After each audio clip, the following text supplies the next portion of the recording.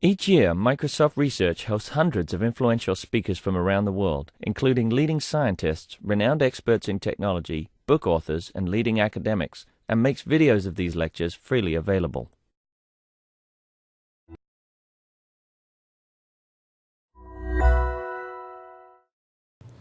Okay, everybody, welcome. It's my pleasure to introduce Pablo Paredes. Sorry about that. Here today from Berkeley. And Pablo's going to talk about our favorite topic today, his research on calming and anti-stress technologies. Thank you, Pablo. Thank you, Mary. Well, hello, everybody. As Mary said, I come from Berkeley. I'm going to spend just 2 minutes explaining a little bit about my own so that, it doesn't sound weird, some of the things that I've been doing. So I basically joined the school 2 years ago after, doing a lot of research on my own in anxiety because of a family member who actually has OCD, obsessive compulsive disorder. And through him, I discovered cognitive behavioral therapy because after 10 years of cocktails of medications, he was making basically no progress. And I was able, after my, I did actually a master's before, and after my working in this company in Miami, I was able to find a bilingual therapist because he speaks only Spanish. So I took him to Miami, and in 1 month, 75% of his symptoms were reduced. What didn't happen in 10 years. So that's what got me very intrigued. Wait a minute, what is this CBT thing? This is only talking, right? There's nothing else, and doing things. So I started reading and researching, and I actually got pretty interested in this whole field of CBT. I started spending some of my own money hiring some students in my home country in Ecuador. I had to go back there. It was mandatory for me to go back because of my Fulbright scholarship. As a matter of fact, I couldn't take a job offer from Microsoft. They made me an offer, and they couldn't handle my visa, so I had to go back. So I was working there, and I was paying and basically spending a lot of money. And then, after 4 or 5 years, I was working. Then I went to Brazil. I was doing strategic management and lots of other different things product development. I decided that I want to quit everything and just do it right. I'm doing research at night. I'm going to do research during the day. So I quit my job. Intel told me, no, you can stay as the director for broadband and all these things. And I told them, no, I'm just quitting. And I went to Berkeley, which has been my home for the last 2 years. So now I'm really putting my interests in place. So it's been a fascinating 2 years. And so far we've been doing calming tech, and we've been doing other stuff too, because my interest is a broad interest in mental health. However, lately the focus has been a little bit on stress, because it seems like stress is looming as one of the main reasons for an exacerbating factor for almost everything in mental health, and a lot of problems also on the physical health. Right now obesity is affected by stress. Cardiovascular problems are affected by stress. So stress is important, but the biggest issue that we have with stress is that people understand it, caregivers understand it, that's a problem. Everybody knows that's a problem, but it's just difficult to manage. It's not as if you tell people, oh, just relax, right? That would be wonderful. If people will just relax, that will be the end of it, but it's not. That's why there's cognitive behavioral therapy for, anxiety management and all these group sessions, and, That's why we talk with people and we rant about things and we vent. And there's so many ways to do it. The issue, though, is that, contemporary, stress management looks more like this. You don't manage it well. And then when you're super stressed and you go get drunk and start hitting things and kicking and fighting and yelling. So the problem is you don't catch stress early on, and you don't do much when it's building up. Stress builds up over time. So it would be great if we could do something with technology to actually understand stress as it grows, and we help manage it. Manage it because you don't need to eliminate stress. Stress is also useful for you to actually do stuff, right? It's the way that you get things done. You confront some challenge, and then you get anxious and stressed, and that's good because it gets you moving and doing stuff to try to solve the problem. The issue is when you don't handle it well, when you let it, overcome your abilities to actually cope with it. And one thing that this is not proven, this is just my perspective. But one thing that but it's been written in books like why zebras don't get stressed from Sapolsky in Stanford. That basically animals are very interesting. They get also stressed, like zebras when they are being hunted, and they run. And then when they are done with running, they just relax again. They don't keep being stressed. So there are two interesting things there, is that they actually use stress usefully, but they don't remain stressed. And second, they do something with stress when stress appears. And that, I think, used to happen with us, as humans in the past, right? We used to see some threat, and then we either run or yell or scream or kick or whatever. But what happened now that we have so many stress that comes through a computer or through a device? It comes through you, and you get stressed, and what do? Do you yell in your office? Or like jump or run? Or no, you just sit there, mulling your stress, feeling worse. So there is this very important component, physical component, that shouldn't be, it's not only mental. That's the confusion that some people have. It's not only mental. There's this huge interaction with the autonomous nervous system, right? You actually need to get moving. You need blood to flow. You need to start breathing at a different rate to actually do something with stress.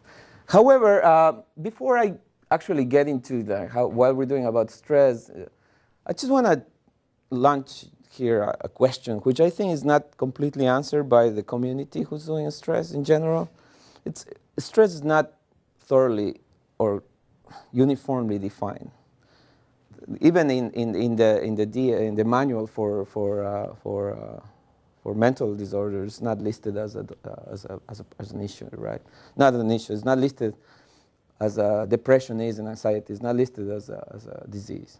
So what is it? There's some definitions from Cohen, Lazarus, and others who said, it's the ability that you have to cope or not with some threat or some problem, and then it's cognitive, but it's also, the environmental components and the perception of what the threat is. It's like, it's one way to explain this is some people say like, oh no, stress should always be, simple to define. When you see a threat, I say, yeah, but what if I'm working through the Mission District in San Francisco? If it's me, I get stressed. But if it's like Chuck Norris or somebody who can fight, he doesn't care. He doesn't get stressed, right? He can kick anybody.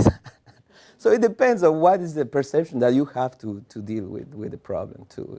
It's not only about environment and what do you think you can do. Yeah, so if stress is not thoroughly defined, then what calmness means too, right? So I think it's an open question. I'm not trying to, generate a lot of polemic discussion here, but I think it's fair to ask what calmness means. Some people believe that calmness is about just like sitting still and relax and doing nothing. Well, not necessarily. You can be calm and also be moving and doing stuff, Or calmness is about having these relaxing thoughts. Not necessarily. You may actually be dealing with a problem and solving it, but you could do it in such a way that you're actually coping correctly. So I think it's interesting to see that stress definitely has to do about trying to confront and cope with some problem. So calmness should also be a way to help you deal with this problem in a way that actually doesn't hurt you. That's the way I see calmness. Once again, this is open for discussion, but I wanted to bring it up front, the way we see it. So what are we kind of trying to do right now in Berkeley? We have a team. My advisor, John Kenny, has a team of students who've been doing hardware, software, DSP, and machine learning, and a lot of interesting stuff. And basically, there's some products that have been coming out of it, and we're putting everything together to try to close the loop, because the way we see stress is like, it's not only about monitoring it and knowing how it looks. It has a lot to do how you deal with it. So we're trying to do from the monitoring part to the intervention, all these components, and of course the detection part, which is all the algorithmic thing. So starting with the first part, which is the biometric monitoring. By the way, feel free to stop me at any point if you have any questions. We don't have to wait till the end. This is the 9th iteration of a system that's been developed over the last 5-6 years by John Kennedy's student Reza Neima. You can contact him there if you want to. He's actually brilliant in doing this type of. He's embedded all these things in one little 1 square inch, well, a bit more than a square inch device that's very portable, and you can measure a lot of interesting stuff. And also all the derived metrics. I guess all of them are interesting. You know, there's a lot of research that's been done around electrodermal activity. You know, research in MIT and affective computing lab with Ross, Picard, and all them. But I think hardware variability is one of the most interesting ones, right? It's the one that's closely tied to the autonomous nervous system part of stress, the physical part of stress. For those who are of you who are not too aware, you know, don't know the autonomous nervous system, I'm not going to give a lecture on that, but I just want to explain that basically the autonomous nervous system is everything, all the nervous components that we don't have conscious control, right? It's just working, right? Like digestion and breathing and the heart. So we cannot stop the heart consciously, right? So it's autonomous, and there is 2 components, the parasympathetic and the sympathetic components, which basically are two elements of that system. One that works with arousal. When you get super excited, you know, it activates and it gets your blood pumped to your limbs so that you start running faster, and it gets you, you know, your breathing faster so that you can react better. And the other one is more like, you know, the relaxed movements of digestion and other types of things. So basically those 2 are working there, and hardware variability is so far showing pretty interesting correlations with the alterations of these 2 components. And actually Reza's thesis is, he's a bioengineering student, so he's trying to see if he can actually map those parasympathetic and sympathetic variations through some of these different derivatives. So it's pretty interesting. But so far, I mean, hardware variability basically what it's doing is giving us a small peeping window, I would say, towards what's happening with our body in stress. So we have this thing, and the way we're basically, you know, this is the parasympathetic and the sympathetic systems. The way we basically analyze these is by observing the variation of these 2 systems, or the way that it should work, these 2 systems, by measuring the variations between, I'm sorry, it's actually this one, you know, between the R intervals, you know. I don't want to get into a super detail of hardware variability analysis if you don't want me to, because, you know, there's a lot, it could be a whole talk about this, but basically, you know, analyzing the variations between the peak intervals in heart. It's not heart rate, it's heart rate variability. You have a question? Yeah. So when you're talking about stress, it seems as if you talk, you know, there is also the time domain. So there is a stress, you know, you hear loud noise that puts you into stress, which is similar to what you were talking about, the zebras. And there is stress of you giving a talk in front of an audience, which is a longer time period. But there is also the stress of, you know, I have a job which is stressful. So when you're talking about these metrics or these measurements, what type of stress do they capture? Yeah, so far the one that we've been using to study is more the acute one, acute stress, rather than the chronic one that looms over time.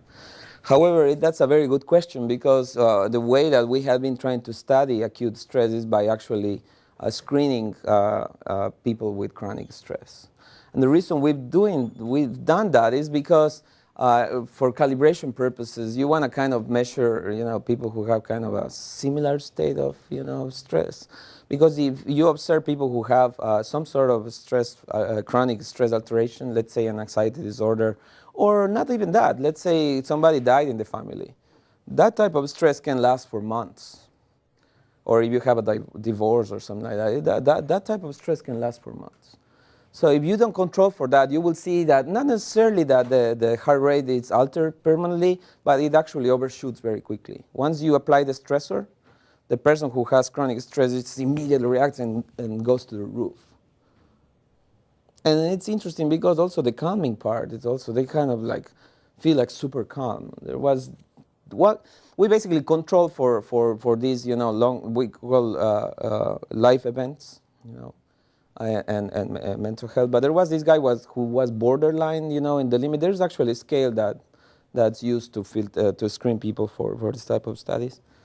He was borderline, and I remember when I was like doing the study with him, he was like, when we applied the stressor, he went to like 10 of stress, the subjective stress. And then when he was in the calming phase, I'm 1 now. It's like he was overshooting, both on the stressing phase and also on the calming phase. Because he's already very, you know, the predisposition for stress. So it's very important, the question. We have not been studying chronic stress.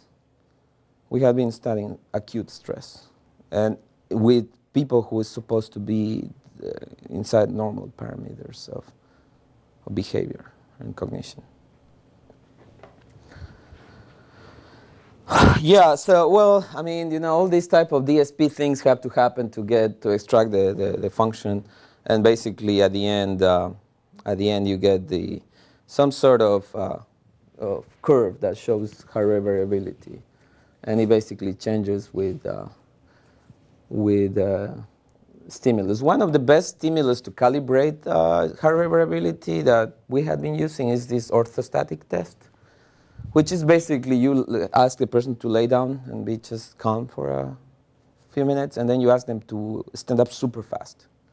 So you stand up super fast, heart rate immediately changes. You get anxious, very anxious. Even though there's no cognitive or perceptual, it's just the body being moved. But that's what, you know, people use, and people who do cardiovascular analysis, they try to calibrate against this type of orthostatic test. So it's a calibration test. So this is one of the measures, the metrics that we're doing. The other one that's very interesting, it's speech. And it's very interesting in many ways because it's not invasive. The other one, you actually have to wear something in your body. I'm sorry I didn't went there. Actually, there was, I think, a little picture there of the guy wearing something. Yeah, like this guy is wearing. There's many ways. That right now, the latest one actually is not a chest strap. It's actually an ear clip that we have. You don't need the headband anymore. Just an ear clip. Because you need to have some sort of photoplethismographic and the SpO2, the oxygenation of the blood, that you can derive from that actually heart rate variability. So the earlobe actually provides that. Or the finger. The problem is when you're doing HCI stab, you put something in the finger and then you get one hand up and then you cannot do more, right? So it's better to use the ear. But still you have to put something on people. Either the chest strap or something. So that's why, sorry that I'm jumping back and forth, but that's why speech is very interesting. This is something that has been explored for the last few years. Actually, there is some studies from Georgia Tech that triggered this whole interest. And then there's a student of John Ken Howe. He's actually working for MSR now, so you can ask him personally. He's actually, where's his name? His name should be somewhere. Is his name here? Oh, I didn't put his name. Okay, I'll give you his name later. Ken Hao Chang, he was a student of my lab. Now he works at, where's Palo Alto, MSR? Silicon Valley MSR. Yes, he's there. So he basically studied speech, and in a nutshell, what we can see from speech is that you get two very interesting components. One is the prosodic component.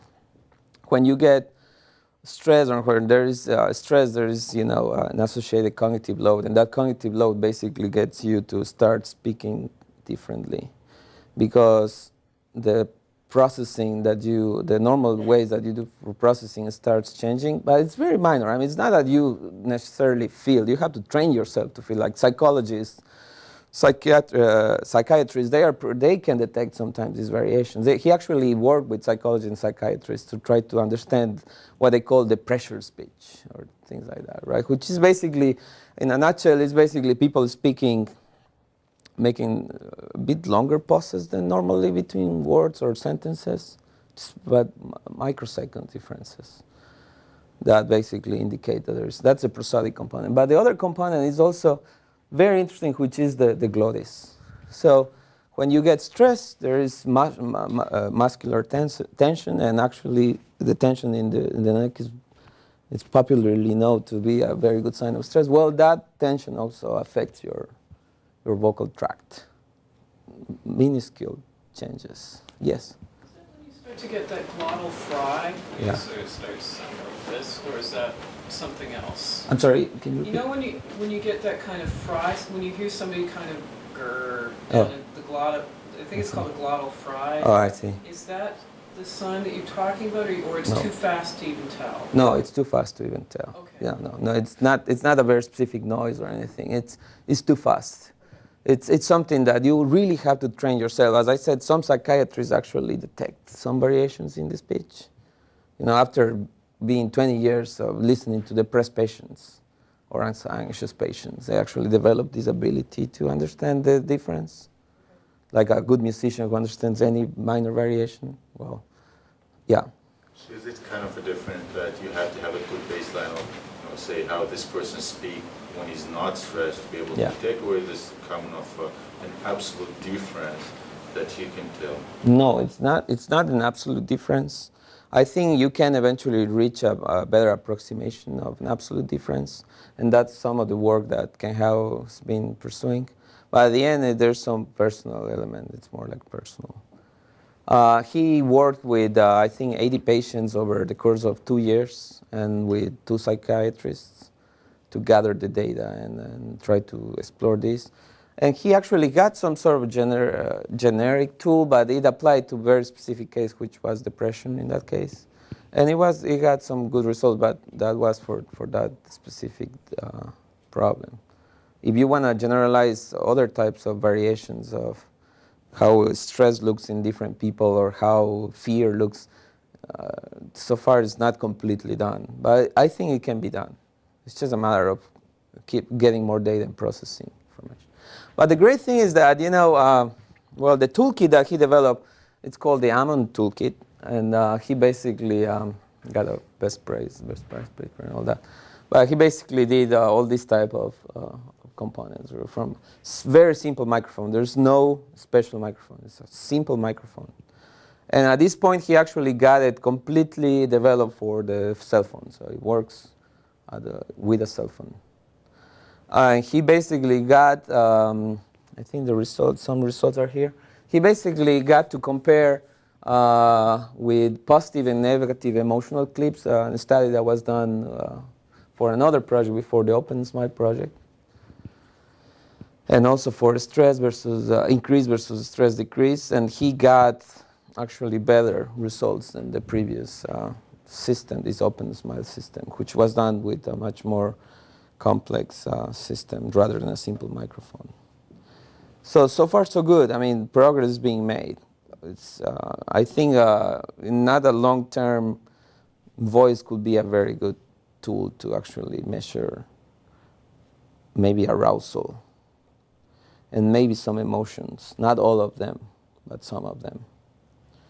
So this is a toolkit that I think he's actually putting it available as an open source. So if you want to follow up with him, just have to write an email to him, like pick up the phone, his MSR. The other thing that we're exploring from sensors perspective is one that I'm very interested in, and I'm actually working with another student, is let's forget about any other sensor. Let's just use what we have, right? Let's just use cameras and mouse and mice and keyboards to detect stress. Why not? I mean, there's already some research that was done in Scotland, I think, some people, where they can actually detect fear through the keyboard. And basically what they are measuring is also the pauses between the keystrokes.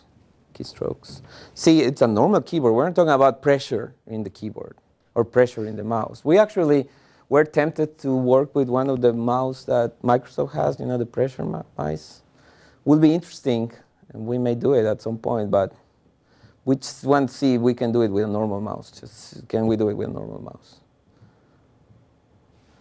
In the mouse, what we're trying to measure is basically the cognitive load through your limbs. Limbs get affected, through cognitive loads and emotional components. So right now we're capturing all the data. We're in the process of getting all the data actually over the summer, and we hope to get results. But we have seen some sensibility in good mice, though not in any mouse. You need gaming mouse, that level of precision to actually get good data.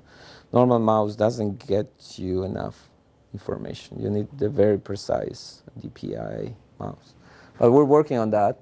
The next one that we want to explore is the accelerometry in the smartphone. There's actually some papers on people studying handshakes, which I find very interesting. Handshake as a proxy for depression. And they actually discovered some interesting correlations. So I said, well, we keep handing the smartphone. We should do something with it. So we're going to start also working on that as soon as we're done with the mouse. That will be very cool. Then you have complete, monitoring, and you have to plug nothing. You don't have to get people talking, because voice sounds interesting, but you have to get people to talk, and that's not a trivial problem. That's actually a very complicated problem. We did some research on how can we get people talking. It's not simple. You can tap wire the phone, but that's an ethical problem. You have an ethical issue there. This one might be easier. Huh? It's running on my phone, yeah. Then you don't need to tap wire, right? Right. It's local in your phone. It should work fine. Yeah. So that's why he really wanted to get it into the smartphone working well. So this is kind of what we have on the sensors part. Now I'm gonna switch briefly to the intervention part, because as we told you, we sense all these things, and then so what? What do we do with it? So we have been exploring also interventions, some mobile interventions. We created a study that was actually a small study that was published in CHI 2 years ago, where we applied several interventions. We stressed people up, and all under IRB. We never, with permission, we stressed people up. How do you stress them out?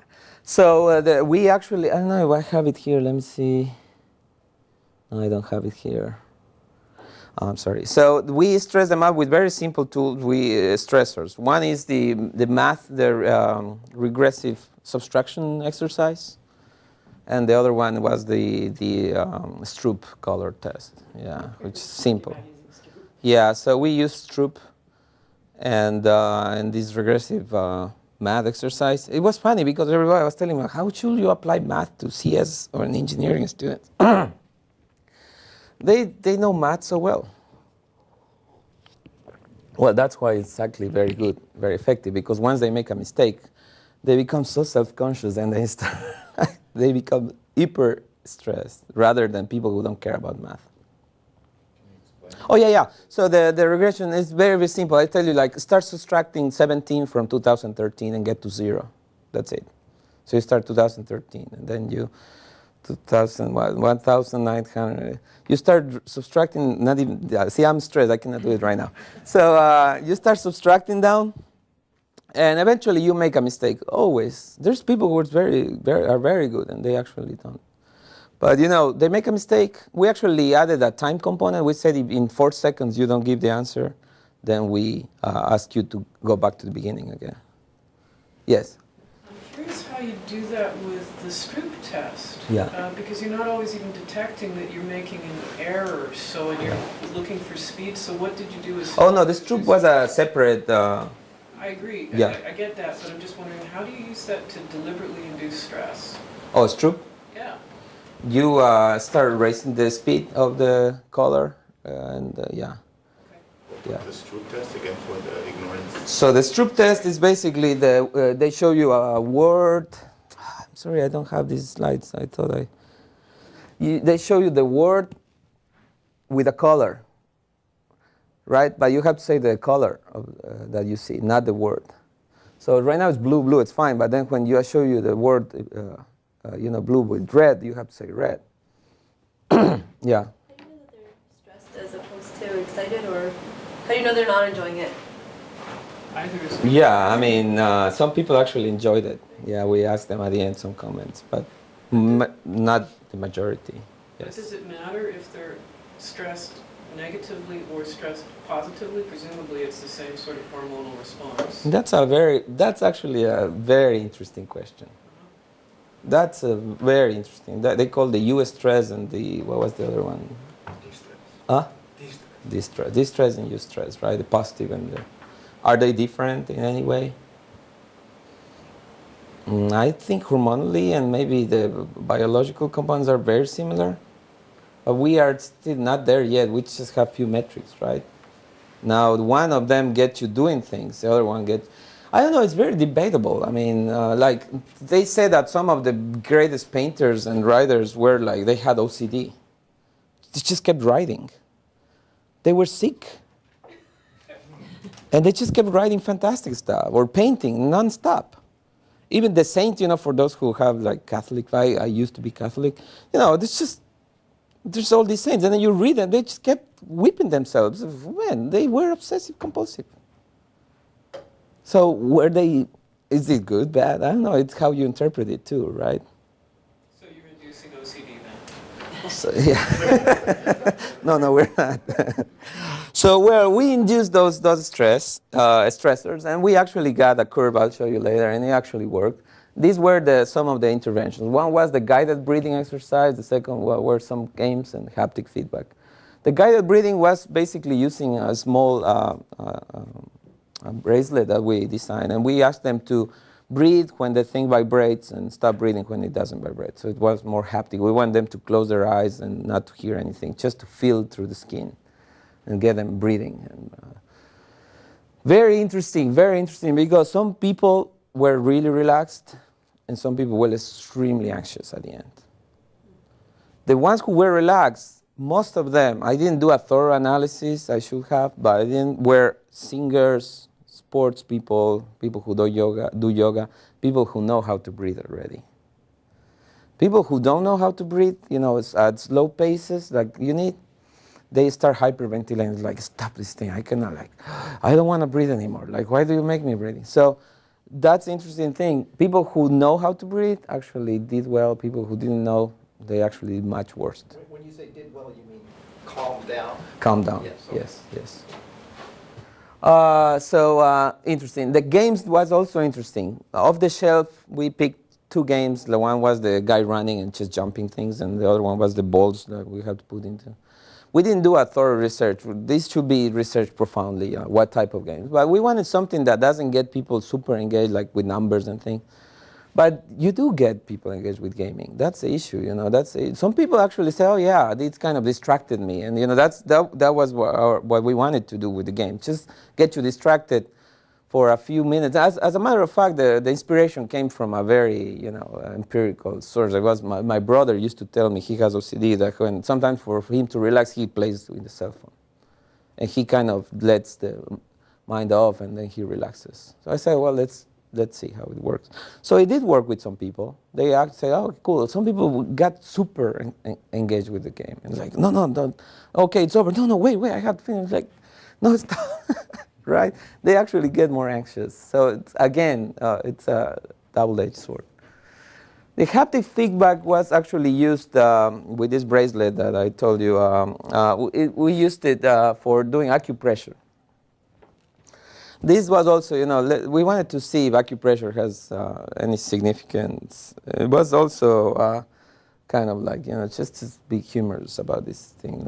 Let's see if acupressure works, because there's a lot of debate if acupressure actually works. So we researched a little bit in Chinese medicine. And one of the guys was from Taiwan, and he said, like, yeah, why don't this thing should work. And So there's actually, according to that medicine, some pressure points in your wrists and here. So we asked them to actually press against with the bracelet, press against your wrist and press against your chest. Surprisingly enough, some people actually felt some relief.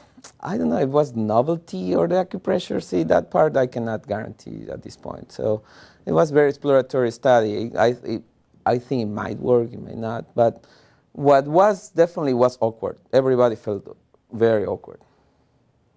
Because it's not part of the culture. That's the other problem with stress. It's a perceived component, and there's a stigma associated with it. So you ask people to do weird stuff, and then people, even if it's good for you, they still don't feel well. Actually, somebody came from National Taiwan University to visit, and he saw these things. Oh, that's fantastic. Yeah, we'll apply. He's from Taiwan. He's like, this is great. People do it all the time. I said, here, nobody saw it that way. Like, here, everybody was like, why are you asking me to press my wrists and my chest? Like, weird. Did you measure changes in sensor values through the different interventions? Yeah, we did. Yes? Just curious, sometimes these can be weird to set. Did you look for figuring out where the actual motor point was to set the sensors before you put them on people, or did you just kind of guesstimate where the point We was? guesstimate. We kind of try to, with this student from Taiwan, we read some books on, where the points should be, but it's complicated, yeah. This was more like, let's play with this rather than anything. It wasn't like perfect, it should be pressed here. Actually, as a matter of fact, it's here, not even in the middle, it's like in this side, according to the book. So, well, it's a guesstimate, yeah. So this one is more like a play. We can take it offline. Okay. There are ways to use electric current to find out where the right motor point is, if you That feel would like be taking nice. it further at some point. Yeah, that would be cool.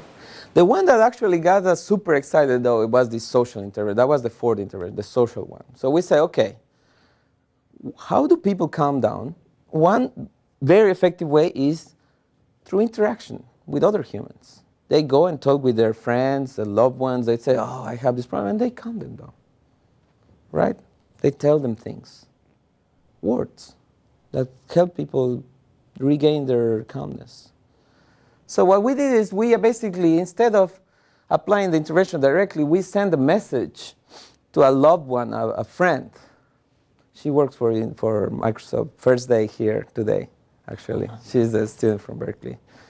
She's starting today. Yeah,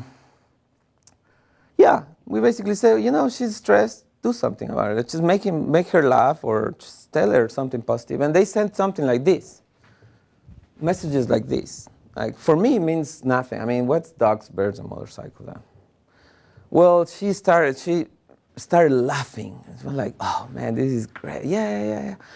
And she felt like so relaxed. And so she said, I'm not just relaxed, I'm empowered. I was like, but what is this thing? I had to ask her, like, what is this, dogs? Oh, that was a vacation where we actually went to this lake and, we saw a dog and in the middle there was this bear that actually went through a motorcycle. It was so funny.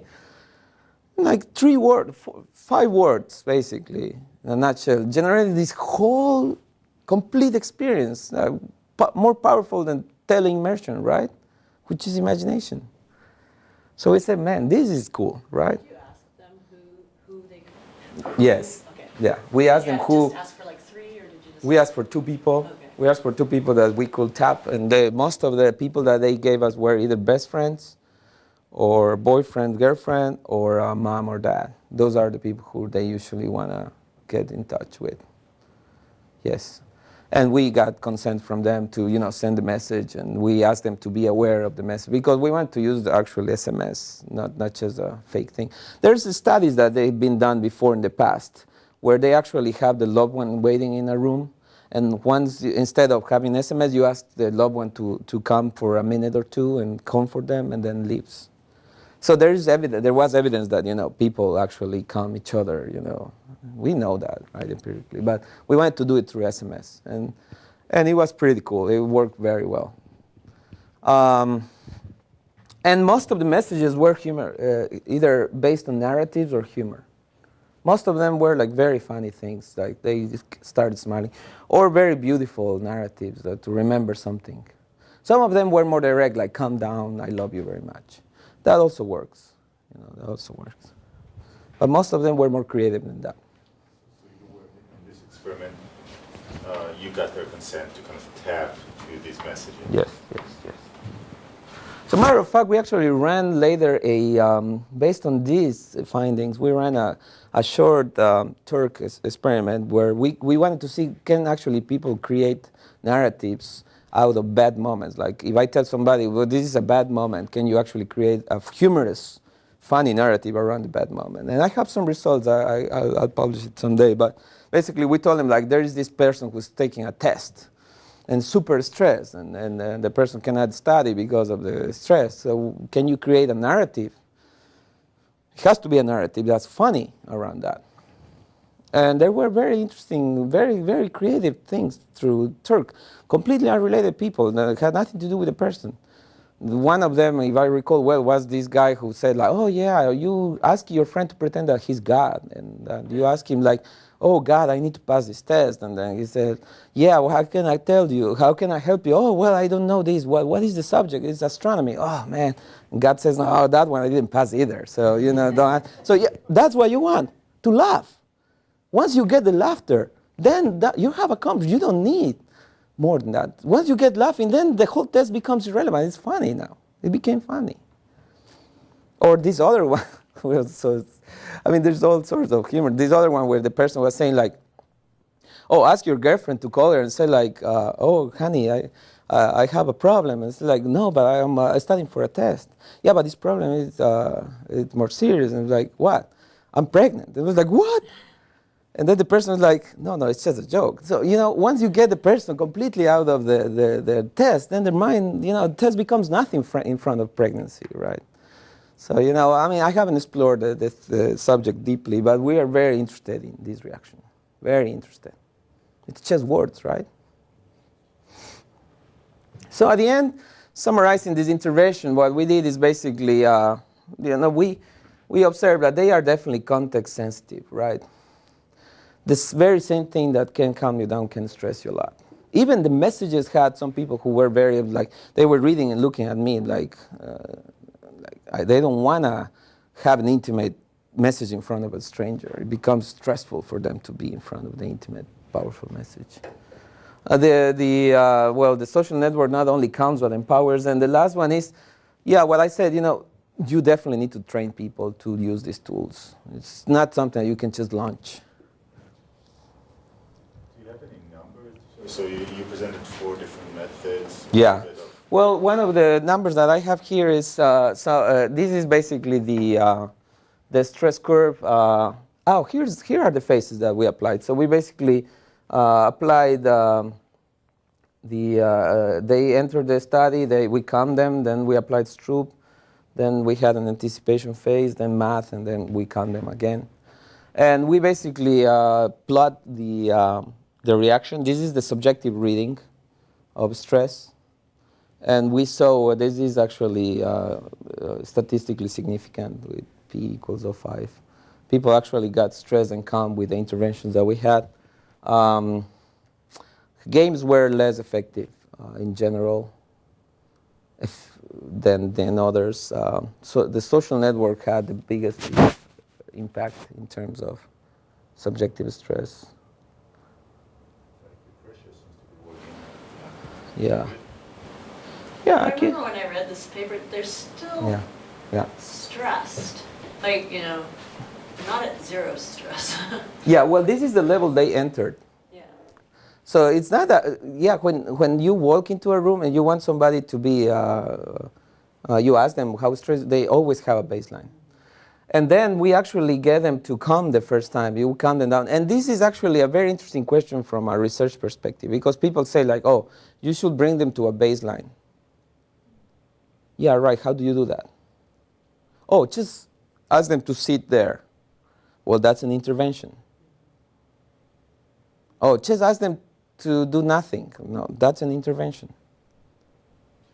What would have been the curve without any intervention? So if you just had without any interventions, we will get them going up in the stress. We will have reach maybe this level or this level of stress.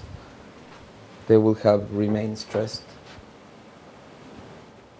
Oh, you mean apply? I'm talking about applying only stressors. Yeah, only applying stressors, no calmness.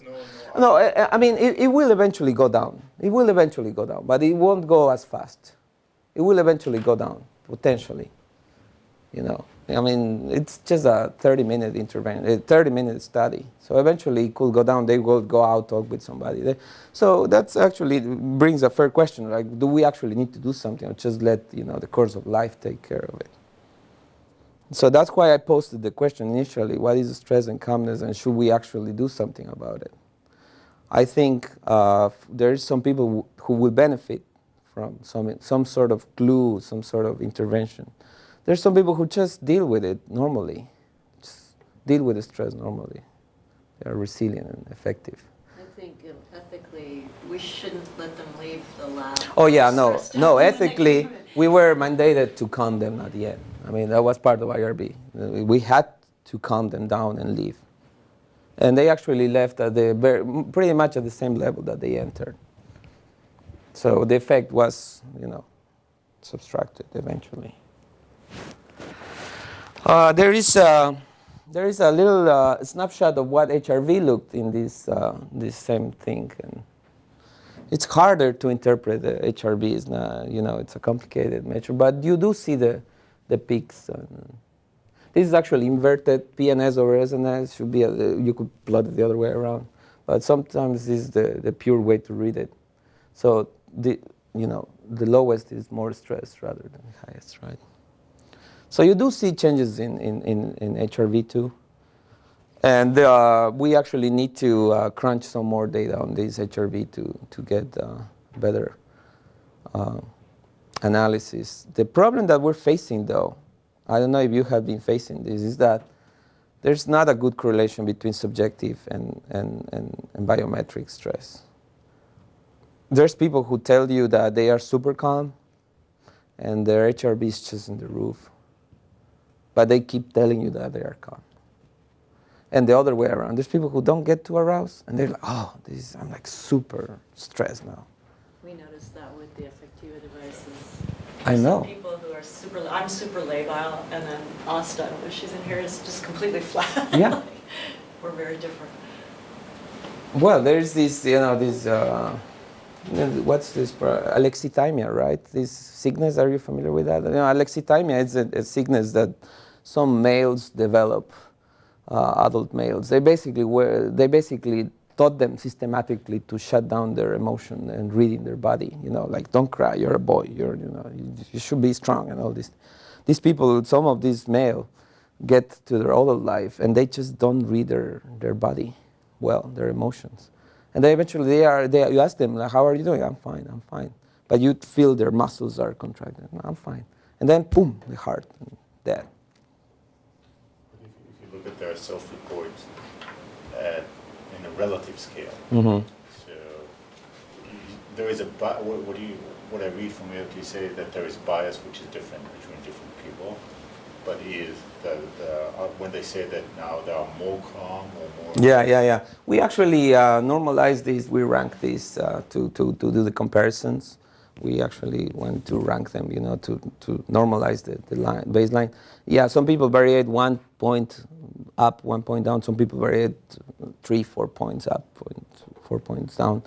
So yeah, there's the relative variation at the end. It's just the way you interpret things. That's the way the subjective works. The HRV, in theory, should be more reliable because it's the heart. But this is a tough question because how do you know who's lying? I mean, at the end, what is stress? Is it a subjective problem? Is it a body issue? If I don't feel like I'm stressed, am I or not? If I think I am not. So this is actually where one of the big problems right now we're facing with stress in general, because I've discussed this with psychologists. People, we had a long conversation with Nima Moravji from Stanford. We spoke 3 hours about how do we solve this problem, and it's not an easy problem. He actually said, you should do your thesis on that. I was like, Jesus Christ. Let's see if I finish it. Just use the sensor data physiologically. Yeah. It's better for the It's better. for the human, right? So. From a physiological perspective, yes. Now, you can also go from the other side. I agree. I mean, yeah, you will be healthier, right? However, if you still feel like you're worthless and you do nothing, and you start moving, and so it's like, what's the balance between like I'm healthy but I'm so miserable, or the other way around? So yeah, it's a big debate. At the end, what I'm trying to say here is that there's not a strong correlation between subjective and objective for some humans. So the question is, maybe it's that some humans are not able to read their body signals that well. And and for example, actually one of the people who were able to match better the curves that I was comparing, some of them are, again, the musicians, sports people who are in touch with their bodies more often, and they kind of learn to read their body signals. But no, this is just my personal comment, so it's not theory at all. I think there's a relatively easy test that you could do to ask people, to move different parts of their bodies, or, the finger test about which finger can you move, and see if they can control their body parts. That might actually translate to control of the other parts of their nervous system. It might be an interesting correlation. It might be. Remember that this is autonomous nervous system, so how much can you control the ANS? Well, when you ask somebody to breathe, and that has an effect. Correct. You are having an effect. So I agree with that part. So I think there's an indirect relationship. I agree with you. Yes. So it's more like using the body as a proxy to help the ANS. Yeah. That's right. Yeah. Yeah. Do we know? So you started out by saying that stress has a lot of influence on our well-being. Mm-hmm. Do we know whether the self-reported or stress, or the kind of more objective measured stress, which is more better correlated, for example, for our physical well-being? Mm-hmm. Well, in theory, I think if you have a better ANS function, you should have better physical well-being, because your functions will be working better. But there, again, what's the debate is, well, I might be better, but then if mentally I'm not healthy, then will that eventually also hurt my body? That's an open question. What I'm trying to say here is like the ANS system function, if you can maintain a better level of functioning of ANS, then your body should, in theory, be better. You should avoid those cardiovascular obesity problems that we listed at the beginning. But that's not completely correlated with your mental health and your well-being, your perceived well-being. You could have a perfect body and you could still feel like not loved, for example, and stressed and things like that. You also know what is kind of the causality chain here. So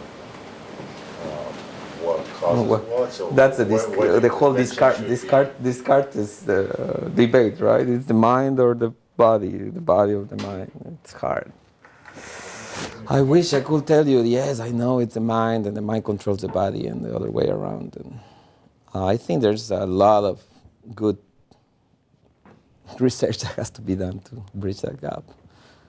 But at the end, one thing that I can tell you is that you do need a person who has what we call strong self-efficacy, right? Somebody who believes that he can accomplish things to actually accomplish, even if you have a crippled body, right? Sometimes that helps to have a better perceived well-being. Sometimes it's the other way around. So it's very cultural too. It depends how, if you go to Rio de Janeiro, everybody has a fantastic body. That's what people live for there.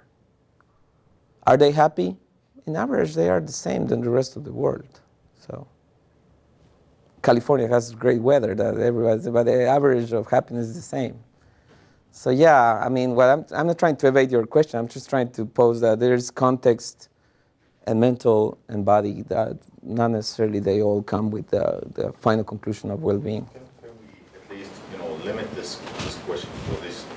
You could limit, yes. So say something, yeah. Where there are people. Yeah. If I can, without changing my subjective yeah.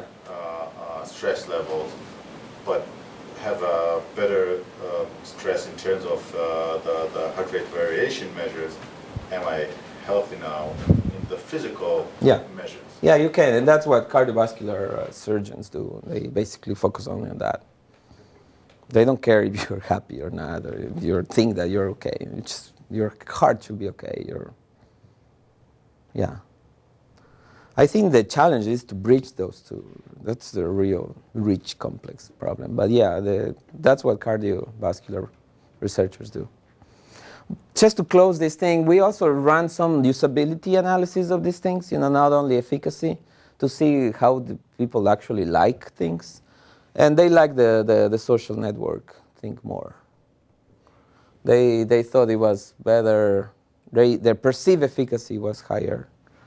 If you compare versus the other things, they also think it was the best, not only good but the best. They said that they will use it in the future, and they also said that they will frequently use it, more frequently.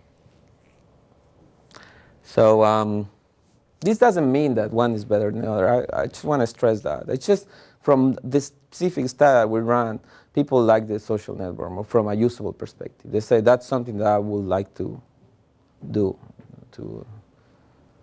The one that actually didn't work that well is, from a useful perspective, were these two guided acupressure in games. The acupressure for the awkwardness, and the games because we didn't do a good job with the games. That's on our side. I think if you choose the right games, it might actually work much better.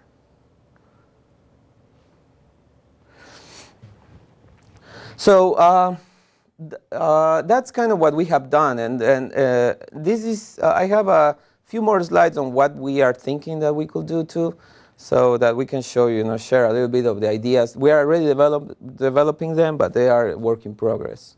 One of them is Machinima. So for those who know cognitive behavioral therapy, I actually wanted to run a video but it didn't work. I'm sorry. Maybe later I can share. It's on YouTube. I can send you the link and all that. But what is Machinima? For those who don't know, Machinima is the mix of machine and cinema. And basically, Machinima is people hacking 3D, virtual worlds like Halo or The Sims or any of these. And they basically use the characters as their actors. They become directors, and they basically write the script, and they shoot their characters in the behaviors that they want to shoot, and then they edit it, and they create a movie out of it. There's thousands of Machinima videos in the web. I think Google invested like $30 million in Machinima.com recently, because it's one of the biggest sources of video content for YouTube. So, very interesting. The reason we are using Machinima is manifold. One is because The Sims, for example, has already a lot of very good emotional expressions. The characters can show fear and sadness and happiness and many other things that we want to use for emotion. It's also pretty good, recently good to hack and manage, what we want the actors to do. And basically, it's cheap, right? Like $50, The Sims 3. Decent machine, and you're creating movies. So the interesting part, it's not only the technology. The very interesting part is how to create the movie itself. So what we did is we basically started, I don't have the slide here, but we started from a basic manual, CBT manual. So we are working with the UCSF team, the Latino mental health team, and they have a very effective CBT manual that they have been using for smoking cessation interventions. And we basically used their manual, and we read their manual. And in their manual, they had things like this, like drawings and things. Okay, wait. It had like tons of lines of writing, and you have to, as a patient, read and read and read and read and read, and some pictures like this.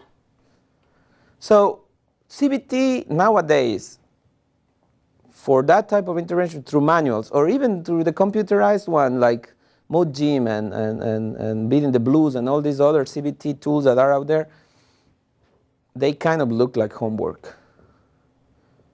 And that's what you need the patient to do, a homework. They have to go back and do homework.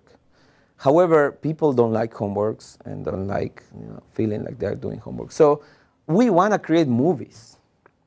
We want to actually do movies around CBT so that people can actually watch a movie. 3-minute movie, 2-minute movie, over an iPad or over a phone or over a Surface or whatever, right? So what we have been creating right now is the scripts. That's the hard part. We had been translating the script from the manual to an actual movie. We took a short movie making Hollywood. How do you make the movies? It's typical. It's like boy meets girl, boy loses girl, boy gets girl back. You can change that with farmer gets farmer. Or like you get a Todd, you lose the Todd. We start playing with that, and we're working with some psychologists, UCSF, to create. We want to create a telenovela for Latinos actually, so that you can actually, Latinos we love to watch telenovelas, right? We just keep watching telenovelas. So that's something that we are good at. Now homework not so good, but telenovelas very good. So can we actually create a telenovela around CBT? So it has to do smartly so that people don't get bored. But we're working on hacking this and getting a telenovela out, hopefully next year, let's see, or next month or something. So that's one of the things we're working on, Machinima, as a way to paint a layer of entertainment on top of CBT. The other thing that we're working is intangible emotions. Yeah, the reason we are working intangible is because we definitely need, emotions are expressed so much through the body and through other senses than spoken or the mind, right? It's about touching, it's about smelling and feeling and doing so many other things. Emotions are extremely, very well expressed through the body. So we want to use the body as a proxy rather than the mind. So we are creating what we call the Happy Cube.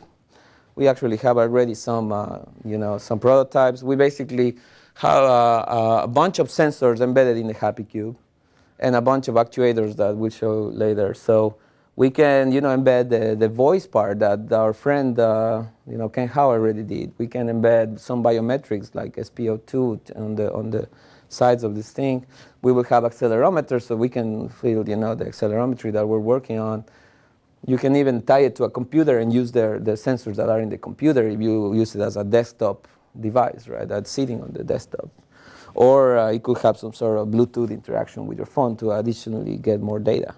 So at the end, what we want to capture is this some contextual data and also the stress-related data that will help us, approximate. But we don't want people to see their numbers here or see their oh, you are getting stressed or something. No, we want very subtle messages, like just change the color. And when you see the things changing from green to red, then you might decide that you actually want to do something about.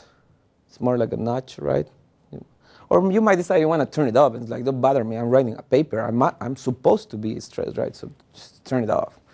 Or you can start playing with it. That's why we're actually also adding some some sensors, some actuators, I'm sorry. We will have scent, for example. That's one of the one that got us really interested. Scent is very powerful, a very powerful tool for people for memory, right, for memory recollection. If I get you the right scent that reminds you of some nice moment of your life, fresh cream, freshly cut grass or freshly baked bread or something. Yeah, right. So it will be interesting. Or we can embed the system that we already see, the SMS system, right? Just send a message. We want also, these systems are being developed right now in pairs through the network, so you can actually play games like with your loved one, or maybe send like a cue, like we tap 3 times in the Happy Cube, and the thing vibrates 3 times there, and that means I love you or something, some cue.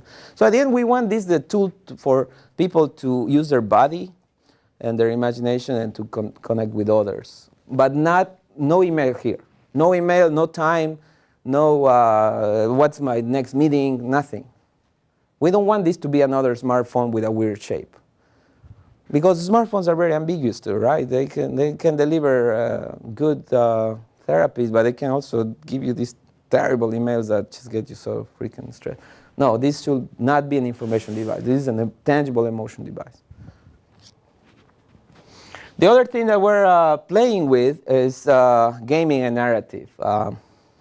Sorry, this is a lot of words. I don't like this type of slides, but it was kind of last minute. So we had been teaching for 2 semesters a class that's called Gaming and Narrative Technologies for Health. Actually, I created that class with another student. When in Berkeley, they give us the chance to create classes by students for students.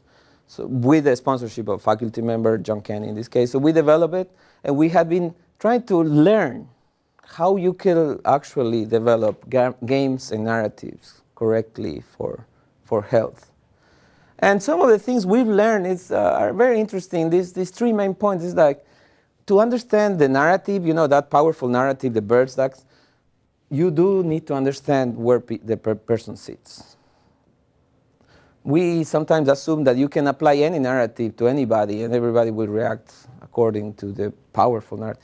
No, if you have a very disempowering narrative already embedded in you, you already feel like you're good for nothing. And that's a different treatment. We actually brought some people from the Palo Alto Veteran Association to teach. The format of the class was we brought one speaker, expert in the field, and then 1 hour of design. So we did. For example, we brought a person from the Palo Alto Veteran Association. She gave a talk on ill-formed narratives. And then we explored, we did a 1 hour design exercise around how can we portray ill-formed narratives, and then how can we actually change them to an empowering one. So understanding narratives are very important. Focusing on the strengths is the other one. Sometimes you focus too much on, you could overcome depression. Well, don't talk about depression. You could be faster, you could be stronger, better, nicer. It's debatable, but it's important to focus on that. The other thing is the externalization of problems. We had been playing with, can we externalize that problem that bugs the person? Can we make it tangible too, or like livable? So I have a small, we're developing what we call the Monsters app. So basically the Monsters app is a way for you to create your monster. That could be stress, or I have a whole prototype here if you want to see it later, a PowerPoint prototype. But basically we have 3 components here. One is the monster itself, and we also want to show you that there's tons of other monsters in the area. Lots of people with the same problem.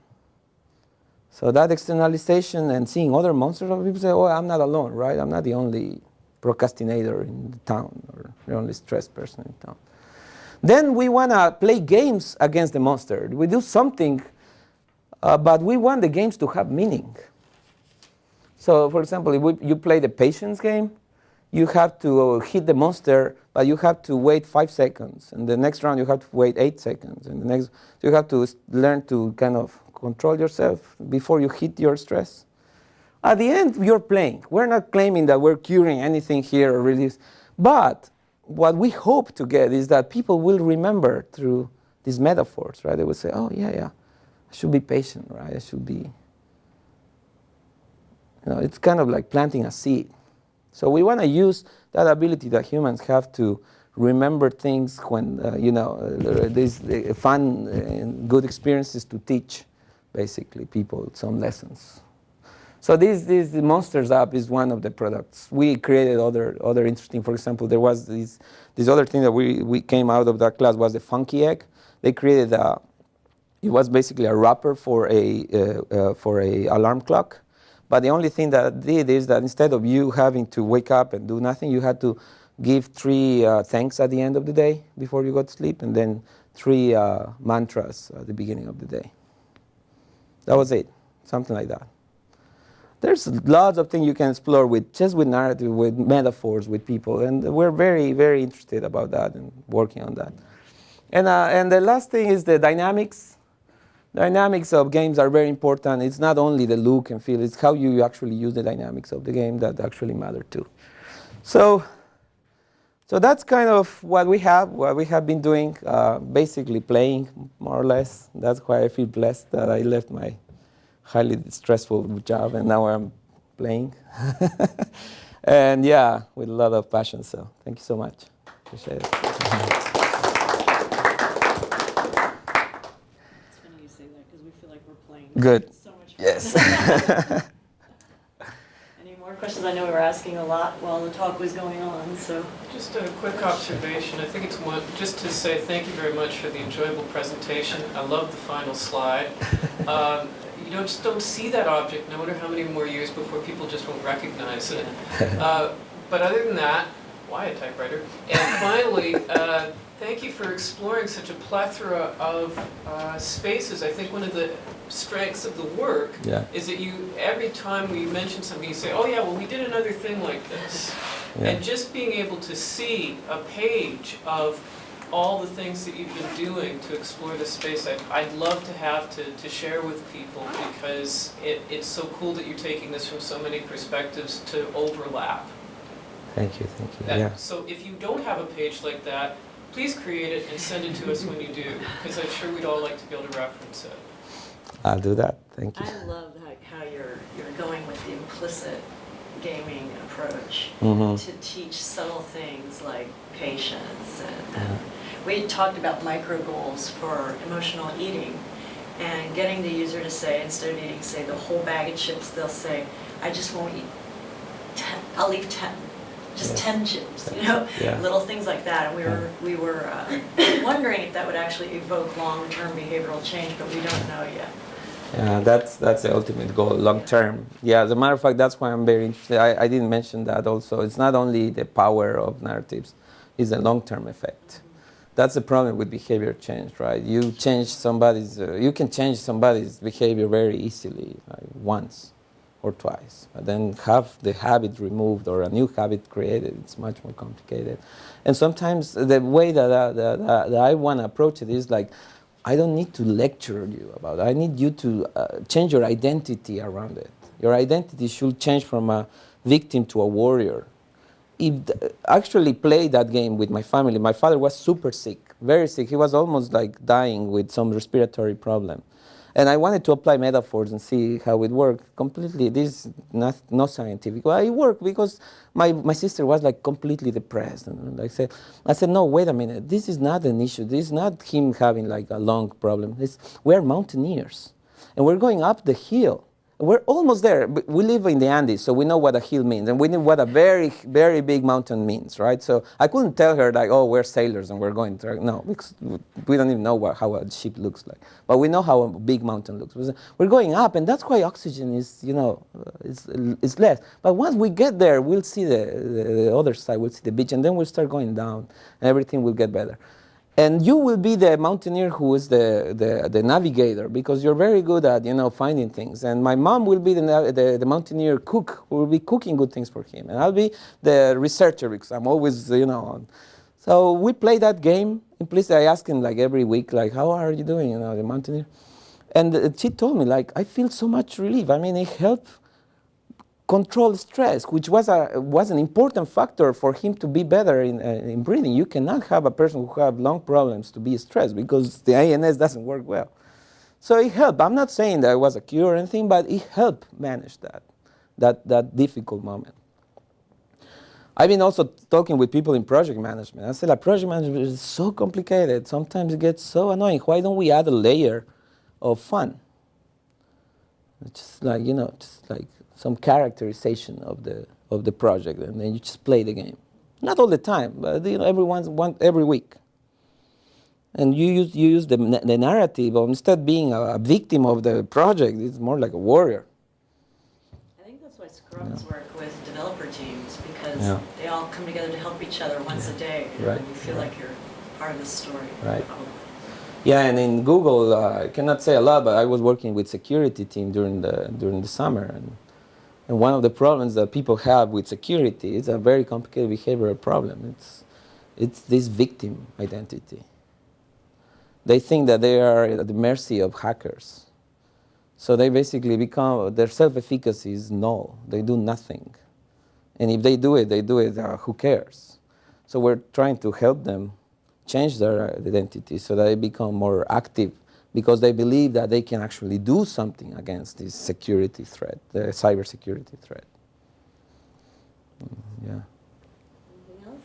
That's great. All right, Thank thanks. you. I appreciate it.